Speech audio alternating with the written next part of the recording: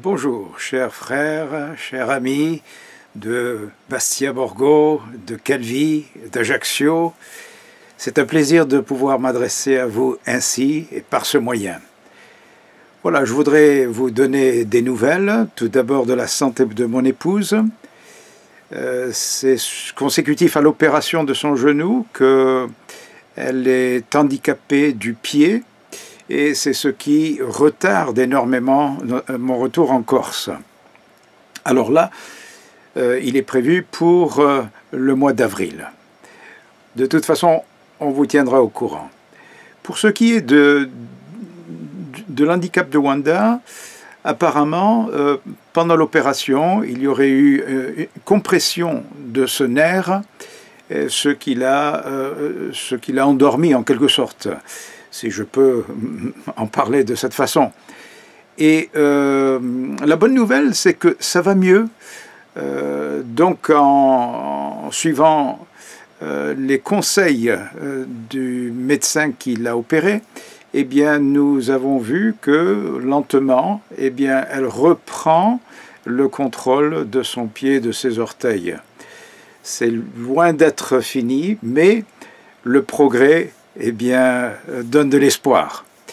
Et donc, voilà, je vous remercie pour vos prières, car certainement, vos prières et vos pensées contribuent à son amélioration.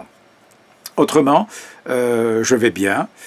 Nous limitons nos déplacements à cause du Covid. Et donc, tout se fait plutôt par Internet. Les contacts que j'ai dans les différentes villes de Corse se font par Internet. Voilà, je voudrais quand même vous laisser avec une exhortation. Une exhortation qui est promettante. Oui, elle est promettante. Il y a des conditions. Et c'est certain que parfois nous apprécions moins les conditions qui nous sont posées, mais les retombées sont très intéressantes et surtout non négligeables. Le verset que je prends pour vous parler de cela est tiré d'un proverbe, et vous le connaissez certainement, je le lis. Confie-toi en l'Éternel de tout ton cœur, et ne t'appuie pas sur ta sagesse. Reconnais-le dans toutes tes voies, et il aplanira tes sentiers. La retombée, c'est celle-ci. Il aplanira tes sentiers. Les sentiers de nos quotidiens ne sont pas toujours aplanis. Nous sommes tributaires à pas mal de choses. Des conditions qui nous sont imposées par les personnes de nos entourages. Et c'est pour cela que nous nous plaignons, parfois, déjà du temps, mais aussi des impôts, du gouvernement, de la hausse des prix du carburant en ce moment particulièrement, etc., etc. Nos aspirations pour la vie, c'est plutôt la sérénité, la tranquillité, l'assurance, la sécurité, la réussite. Et, pour le mois de janvier, bien entendu, la paix et la santé. Et l'épanouissement aussi. Mais la vie n'est pas ainsi faite. Et notre cheminement n'est pas facile. D'ailleurs, parfois, il est très difficile, voire impossible humainement. Nous rencontrons des obstacles, des contrariétés, des agressions, des injustices, la maladie, des imprévus, des accidents, des craintes. Qu'avons-nous comme solution? Qu'avons-nous comme recours? Comment pouvons-nous y remédier? Comment transformer ces conditions? Eh bien, la volonté de Dieu, c'est qu'il aplanisse les sentiers de nos vies. Le désir de Dieu, ce n'est pas que nous vivions selon cette liste de désagréments que je viens de lire, mais plutôt qu'il aplanisse nos sentiers. Il veut aplanir votre sentier, il veut aplanir mon sentier. Et nous savons que pour aplanir nos sentiers, eh bien, il en aura à faire. C'est sa volonté. Et c'est pour cela qu'il nous donne ce verset de la Bible, de Proverbes chapitre 3, versets 5 à 6, « Confie-toi en l'Éternel ». Alors je partage cette prédication en deux parties. La première, c'est la part de l'homme, la deuxième, c'est la part de Dieu. La part de l'homme, c'est tout d'abord de se confier en l'Éternel, c'est-à-dire se confier entièrement. Pourquoi? Parce qu'il est dit « Confie-toi en l'Éternel de tout ton cœur, entièrement ». Mais il ajoute « Et ne t'appuie pas sur ta sagesse ». Donc, se confier entièrement, c'est déjà bien, mais il faut aussi cesser de se confier en sa sagesse. Les deux sont aussi importants l'un que l'autre. Confie-toi de tout ton cœur, et puis, ne t'appuie pas sur ta sagesse. Alors, nous allons parler de cela un tout petit peu.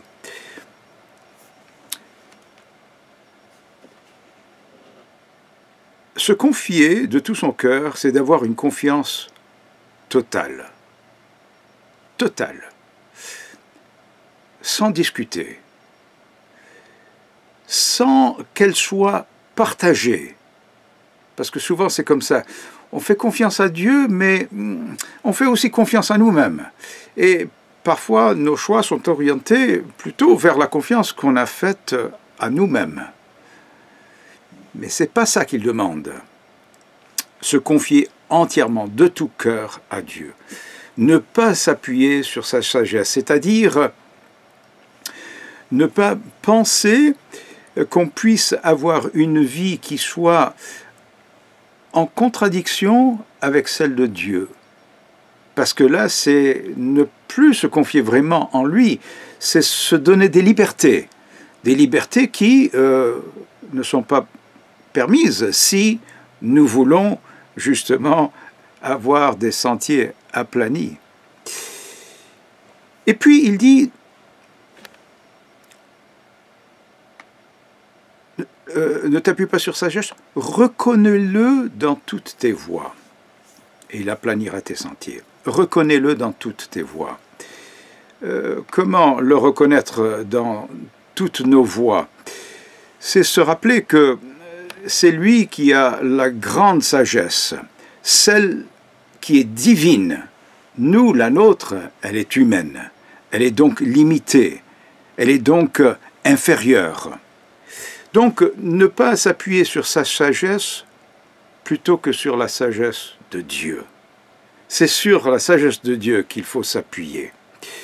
Et donc, se confier entièrement, c'est ce que, selon une expression qui est assez courante aujourd'hui, c'est lâcher prise. Lâcher prise veut dire tout simplement ce qu'on appelait auparavant abandonner. Pour me confier entièrement à l'Éternel, je dois abandonner ma confiance en moi-même. Et est-ce que je peux le faire? Oui. Pourquoi? Parce qu'il est capable de nous prendre en charge. Il est omniscient, qui veut dire il sait tout. Il est omnipotent, ce qui veut dire qu'il peut tout. Et il est la sagesse complète, parfaite. Il ne peut pas se tromper. C'est ce que nous dit la parole de Dieu également. Alors, compter sur l'Éternel, en réalité, c'est un geste qui est facile. C'est comme quand on remet les clés de son appartement au gardien. On compte sur lui. On ne se pose plus de questions. On peut se déplacer. On peut partir en vacances. Donc, c'est un geste qui est simple. Seulement, la difficulté, c'est qu'il faut faire confiance au gardien. et avoir toute raison de lui faire confiance. Et c'est pareil pour Dieu. C'est simple de se confier en lui, mais nous avons du mal parce que nous avons tendance à avoir davantage confiance en nous-mêmes. Reconnais-le dans toutes tes voies. C'est le prochain point dans notre part, nous les humains. Le reconnaître dans toutes nos voies. Ça veut dire le reconnaître dans toutes les voies, reconnaître sa puissance, reconnaître son discernement, comme on reconnaît la supériorité de quelqu'un qui nous dépasse. Le maître souverain. Et dans tout ce que nous faisons, le reconnaître. Reconnaître qu'il a sa part et que sa part, en réalité, est la part la plus importante. En deuxième lieu, la part de Dieu. La part de l'homme, nous l'avons vu, la part de Dieu. La part de Dieu, c'est qu'il aplanira vos sentiers. Il peut le faire. Il est capable de le faire. Et nous qui sommes chrétiens depuis quelque temps, nous savons qu'il le fait parce qu'il l'a fait pour nous, et non seulement une fois, mais ô combien de fois. Oui, il aplanit nos sentiers. Ça ne veut pas dire qu'il l'aplanit quand nous pensons qu'il doit le faire, c'est-à-dire immédiatement, par exemple. Il a son plan, il a son programme, qui est en liaison avec sa sagesse qui est plus grande que nous, qui nous dépasse. Et donc c'est en fonction de sa sagesse qu'il aplanit nos sentiers. Alors, comment pensons-nous que nous pouvons vraiment lui faire confiance, lui confier nos vies à ce point? C'est quand même beaucoup demandé.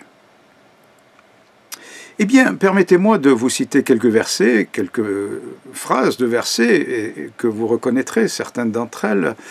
Tout d'abord, concernant Dieu, il est dit « Il est le rocher, ses œuvres sont parfaites ». C'est-à-dire, il ne peut pas se tromper. « Car toutes ses voies sont justes ». Il n'y a pas d'injustice dans ce qu'il va faire. Les voies de Dieu sont parfaites. Daniel chapitre 4. La parole de l'Éternel est éprouvée.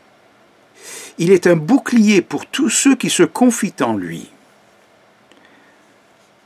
Et donc, si nous croyons ce que la Bible nous dit de Dieu, eh bien, nous n'hésiterons pas.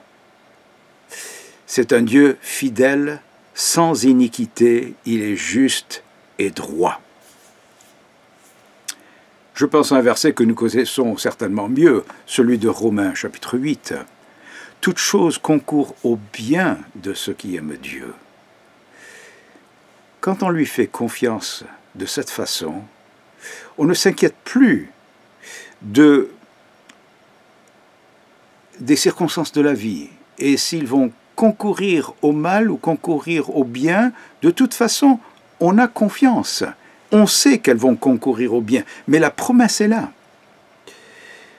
Parfois, nous dépendons de notre vue. Et la Bible nous dit que nous ne marchons pas selon la vue, mais nous marchons selon la foi. Et si nous avons foi dans cette confiance que nous remettons à Dieu, eh bien, nous ne marcherons plus par la vue. Quand nous sommes tentés de nous dire « Oui, mais je ne vois pas ce que Dieu fait », il faut dire, comme Jésus a dit à Pierre un jour, « Arrière de moi, arrière, mets-toi derrière moi, Satan, car c'est lui qui t'a inspiré ces paroles. » Et puis je pense à un verset qui est encore plus fort et plus clair, celui d'Ésaïe 55. Où Dieu dit « Mes pensées ne sont pas vos pensées ». Donc c'est normal qu'on préfère s'orienter vers une confiance en soi-même, parce que ce sont nos pensées humaines. Il dit « Les pensées de Dieu ne sont pas nos pensées, et nos voies ne sont pas ses voies, dit l'Éternel. Autant les cieux sont élevés au-dessus de la terre, autant ses voies sont élevées au-dessus de nos voies et ses pensées au-dessus de nos pensées. Il n'y a rien de comparable entre nous et Dieu. Il est infiniment supérieur et nous sommes infiniment inférieurs. Et nous avons besoin de le reconnaître pour se confier en lui et pour obtenir cette retombée, ce qui est un sentier aplani. Je remarque qu'aucun des disciples de Christ qui l'ont accompagné, ni les femmes qui l'ont accompagné, aucun n'a été déçu ayant suivi le Christ absolument. La seule exception, c'est Judas, ce faux jeton. Autrement, tous l'ont accompagné et ils sont allés jusqu'à l'ascension, et là où ils ne pouvaient plus le voir. D'ailleurs, pour l'ascension, les disciples sont restés sur la montagne pour attendre son retour. Il a fallu que les anges leur disent « N'attendez pas, il va revenir, mais rappelez-vous de ces paroles, il vous a donné rendez-vous à Jérusalem. » Voyez, ils n'étaient pas déçus au point où ils étaient prêts à attendre sur cette montagne de revoir le retour de Jésus. Ils auraient attendu vraiment longtemps. Il a fallu que les anges leur disent « Rappelez-vous de ces paroles, c'est à Jérusalem qu'il vous donne rendez-vous. » Et donc, mes amis, face au tracas du chemin de la vie, de la vôtre, de la mienne, nous avons besoin que notre sentier soit aplani par le Seigneur. Lui seul nous promet une telle chose. Mais à nous, à moi, à vous, de remplir les conditions. L'aimer de tout son cœur et de ne plus compter sur sa propre sagesse. Voilà, je reprends ce verset en conclusion. Confie-toi en l'Éternel de tout ton cœur. Ne t'appuie pas sur ta sagesse. Reconnais-le dans toutes tes voies. Et la retombée non négligeable, c'est qu'il aplanira tes sentiers. Voilà, j'espère que cela va vous fortifier pour la journée qui est devant vous, la semaine qui est devant vous, les mois qui sont devant vous. Revenez souvent à ce passage, ça va vous fortifier. Proverbe, chapitre 3, versets 5 et 6. Eh bien, merci pour ces moments que nous avons pu passer ensemble de cette façon. Et sachez que nous prions pour vous, nous vous remercions pour vos prières et nous avons hâte de revenir vous voir. Que Dieu vous bénisse tous abondamment. Amen. Au revoir.